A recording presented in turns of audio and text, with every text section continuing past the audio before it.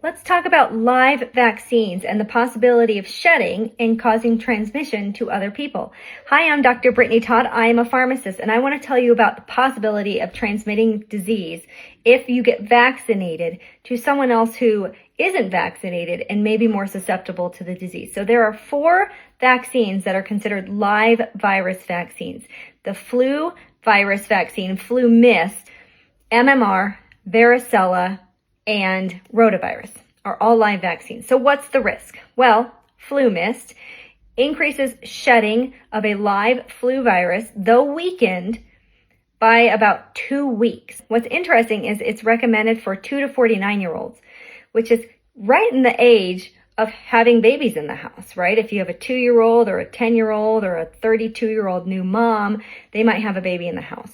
So you need to be more cautious, and in that case, I would avoid FluMist.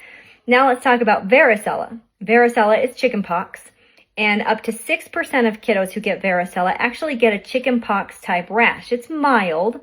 It's a weakened form of chickenpox, but they can get the rash. And those kids can be contagious. They can actually transmit chickenpox to someone else who is not vaccinated, who is a baby, too young to be vaccinated, or an elderly person. Now let's talk about the measles, mumps, rubella. They did studies looking at measles and testing positive. They did nasal swabs to see if they would test positive for measles after the live vaccine. And they found that some kiddos went 7 to 14 days still testing positive, and other kiddos went all the way up to 29 days. So basically a month later, they were still testing positive for measles. So they did a study in monkeys. They gave the monkeys MMR and then swabbed them and found that, yes, they did have virus in their nasopharyngeal passages, but they did not transmit the disease to other unvaccinated monkeys.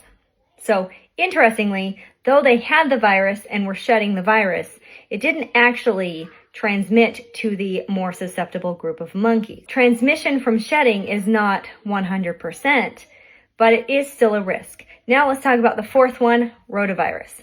Rotavirus is an oral vaccine, and it can cause, just as a side effect, because you're giving the baby a very weakened form of rotavirus, diarrhea and vomiting. So you have to watch dehydration. That's the risk of rotavirus anyway, is dehydration. And they found that in stool samples, they were positive for rotavirus.